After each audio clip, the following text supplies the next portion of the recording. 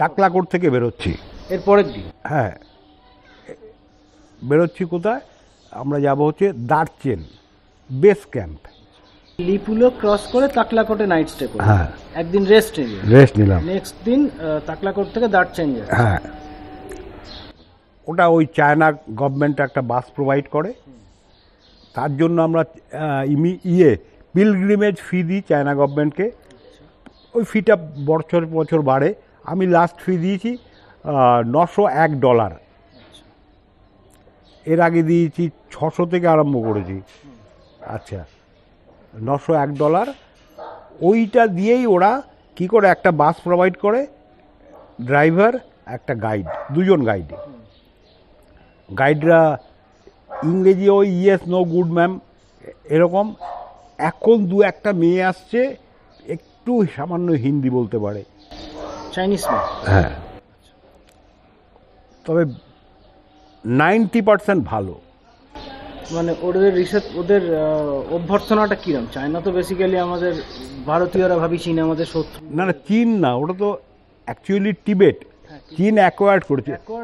টিবেটদের behaviour কোনো খারাপ না। ওরা কি টিবেটিয়ান আর্মি? মানে আর্মি না, টিবেটিয়ান পিপল। পিপল। হ্যাঁ, ও মতলব they are Tibetan peoples, those who are guides. হ্যাঁ হ্যাঁ হ্যাঁ। এমনি আর্মি চায়না আর্মি ভীষণ বাজে। তোমাকে মানুষ হিসাবেই মনে করবে না। তুমি ধরো মার্কেটে যাচ্ছ, তোমাকে দরকার হলে একটু যে আমরা সাইড দেওয়ার চেষ্টা করলে ও কোনো রকম সাইড ফাইড দেবে না, বা গাড়ি ফাড়ি তোমাকে একটু মানে নেক নজরে দেখবে। ইন্ডিয়ানদেরও? হ্যাঁ, মানে কী আবার ছবি তুলছে কি না, যখন তখন তোমার ক্যামেরা বাইরে থাকলে জিজ্ঞাসা করতে পারে। আমাকেই জিজ্ঞাসা করেছে যে তুমি কি ছবি তুলেছে, দেখিয়ে দিয়েছি স্ট্রেট যে দেখো I have not taken any picture, কারণ আমি জানি। আচ্ছা, ওখান থেকে টুপি ফুপি লেখা কোনো রকম জিনিস না নেওয়া ভালো, কারণ 2011 সালেই কিছু বম্বের ছেলে দেখেছে ভালো এরকম এই আমাদের হ্যাট পরি, কিন্তু তাতে লেখা ছিল হচ্ছে we demand free Tibet. Language তো আমরা বুঝি না। ধরেছে চায়না পুলিশ, চায়না আর্মি ধরেছে, ধরে একদম নিয়ে গেছে। তখন বলেছি যে আমরা এরকম যাত্রী, আমাদের মিনিস্ট্রি অফ এক্সটার্নাল অ্যাফেয়ার্স একটা কার্ড দেয়, যাত্রী আইডেন্টিটি কার্ড, আমার ছবি, ঠিকানা, বাড়ির ঠিকানা, নাম ফাম সব দেখিয়েছে। তারপর ধরেছে আমাদের লিয়াজ অফিসার আবার ইন্ডিয়ার ইয়েকে বলেছে, ওখানকার অ্যাম্বাসিকে বলেছে দেখো এরকম, ওরা তো জানে না এটা একটা টিবেটিয়ান ল্যাঙ্গুয়েজে লেখা আছে, পছন্দ হয়েছে, এই ক্যাবটা নিয়েছে। আমাদের অন্য কোনো ইচ্ছে নেই, আমাদের অন্য কোনো ইন্টেনশান নেই, আমরা এটা ভাল লেগেছে আমাদের ছেলেদের, কিনেছে, তুমি যদি বলো তুমি নিয়ে নিতে পারো। কিছু না জেনে কিনেছে, কিন্তু ওটা অন্যরকম লেখা ছিল। হ্যাঁ, উই ওয়ান্ট ফ্রি টিবেট। এই নিয়ে ঝামেলা হয়েছে, যা হোক তারপরে ছেড়েছে। এখন বিদেশে গিয়ে ঝামেলা মানেই ল্যাঙ্গুয়েজ একটা বিরাট প্রবলেম। এছাড়া বিহেভিয়ার খারাপ না। মার্কেটে গেছে, আমি অনেক দোকান ঘুরেছি, ভালো। ওরা বোঝার চেষ্টা করে, যেমন প্রাইসটা ওরা কিছু বোঝে না, ক্যালকুলেটারে লিখে দেবে 213 টাকা, মানে ইউয়ান। তুমি ওটাকে কেটে দিয়ে করলে তুমি যে 170 টাকা, তখন যদি ওর বিক্রি করার ইচ্ছে থাকে ও আবার কেটে দিয়ে লিখবে 180 টাকা। তুমি যদি এগ্রি হও, এগ্রি। বার্গেনিংটা এরকম। আচ্ছা, এইবারে আরেকটু আবার ফিরে আসি রুটে। না না, যাওয়ার সময় ফার্স্টে তো লিপুলেক ক্রস করে তাকলাকোটে। হ্যাঁ, তাকলাকোট থেকে নেক্সট ডে হচ্ছে দার্চেন, যেটা আমাদের বেস ক্যাম্প। দার্চেন থেকে আমরা এই যাওয়ার পথে দার্চেন থেকে যাচ্ছি, দার্চেন থেকে চলতে চলতে চলতে আমরা রাস্তায় দেখব, এটা কি বাই ভেহিকলে যাচ্ছি, রাক্ষসতাল। রাক্ষসতাল দেখলাম। রাক্ষসতালে দেখার আগে, হ্যাঁ, রাক্ষসতালে সবাই কেউ দেখে, ওটা কেউ অনেকেই বলে জল টাচ করে না, সল্টি ওয়াটার, কিন্তু 2012 সালে আমি জল টাচও করেছি এবং জিভেও লাগিয়েছি। আমার কাছে বিরাট সল্টি লাগেনি, তবে মানুষের জল যেমন একটা খেতে স্বাদ লাগে, মানে কিছু কিছু কলের জল আছে না সাউথের দিকে, সেই রকম টাইপের সল্টি আমার যদ্দূর, এটা আমার ব্যক্তিগত ধারণা। কিন্তু লোকেরা বলে ওই জল কেউ ধরে না, এবং কি পাখিও থাকে না ওখানে। আমরা দেখিনি ওই পাখি, যদিও পাখি কম, কিন্তু পরে আমি পড়াশোনা করে জেনেছি ওখানে আছে পাখি। আচ্ছা, এর একটা ঐতিহাসিক আছে, পৌরাণিক গল্প আছে।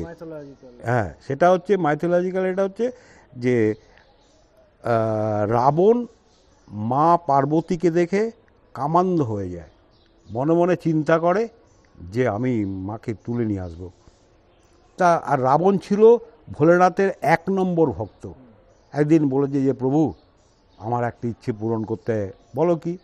তখন বলেছে এরকম, আমি যতক্ষণ না বলবো তুমি চোখ খুলবে না। কেন? বলেছে না প্রভু, এটা আমার প্রার্থনা মঞ্জুর করুন। ভোলেনাথ করে দিয়েছে। আর রাবণের প্ল্যান ছিল যে ভোলেনাথকে বেঁধে রেখে মা পার্বতীকে তোমার কিডন্যাপ করবে। এবার বেশ কিছু সময় বেঁধে রেখেছে। হয়ে যাওয়ার পরে রাবণের মানে ওদের তো ইনার পাওয়ার আছে, ইনার আই দিয়ে দেখতে পাচ্ছে যে রাবণের মানে ইন্টেনশনটা ভীষণ ব্যাড, খারাপ। তাই কি করলো, কিন্তু তখন তো হাত পা বাঁধা, কিছু করার নেই। রাবণ না, আমাদের লর্ড শিবা ডান পায়ের বুড়ো আঙুল দিয়ে মাটিতে একটু জোরে চাপ মারলো। মহাদেব এই পায়ে চাপ মারাতে একটা বেশ বড় গর্ত হয়েছে। এবার রাবণ কাছে আস্তে আস্তে গর্তে পড়ে যায়। এবার গর্ত থেকে পড়ে গেলেই চারদিকে মাটি চলে আসে। এবার মাটি এসছে, ও আর বেরোতে পারছে না, বেরোবার কসরত করছে। ওর যে ঘাম থেকে তৈরি হয়েছে বলে এটাকে সল্টি ওয়াটার। হ্যাঁ, কিন্তু বিজ্ঞান বলছে না, মানুষের জলেই পুষ্ট আর বরফ গলা জলে পুষ্ট এটা। রাক্ষসতালের 3টে ভাগ আছে, 3টে হ্রদ নিয়ে রাক্ষসতাল। এই রাক্ষসতাল দেখলাম, দেখে আমরা এগিয়ে চলেছি। একটা এমনি তখন আমরা প্রথম, সব যাত্রীর ক্ষেত্রে প্রথম হচ্ছে আমরা মানস সরোবর দেখব। আমরা বাঙালিরা বলি মানস সরোবর, কিন্তু ওরা বলবে কি মান সরোবর, হিন্দিতে এবং ইংরাজিতে। সবাই স্নান করবে ন্যাচারালি, ঝুপঝুপ ঝুপঝুপ করে সবাই স্নান পান করে নিল, ছবি ফবি তোলালো। এবার তাড়াতাড়ি বাসে উঠলাম, কারণ আমাদের ডেস্টিনেশন হচ্ছে দার্চেন। আমরা মানুষের কোনো নাইট স্টে নেই আছে পরে, এখন তো আমাদের পরিক্রমা শুরু হয়নি। দার্চেনে পৌঁছলাম, দুপুরে খাওয়া দাওয়া হলো। ওখান থেকে একটা জায়গা আছে অষ্টাপদ বলে, এটা জৈনদেরও বিখ্যাত তীর্থ, হিন্দুদেরও। ঋষভদেব 8টা স্টেপে 8টা পাহাড় পার হয়ে এসেছিলেন এখানে ধ্যান করেছিলেন, সিদ্ধি লাভ করেছিলেন, এখানেই দেহত্যাগ করেছেন। এটাকে বলে অষ্টাপদ। আচ্ছা, অষ্টাপদ দেখে ফিরে এলাম। Night stay at Darchen. ভোরবেলা আমরা দার্চেন থেকে জাস্ট ব্রেকফাস্ট করে আমরা যাব। আচ্ছা, এখান থেকে দার্চেনে কেন স্টে করায়? কারণ আগে তো এত ভালো স্টেইং ফেসিলিটি ছিল না। মানে একটা গ্রুপে তো মিনিমাম 60 জন যায়, আগে তো এত লোক যেত না, তাই করেনি।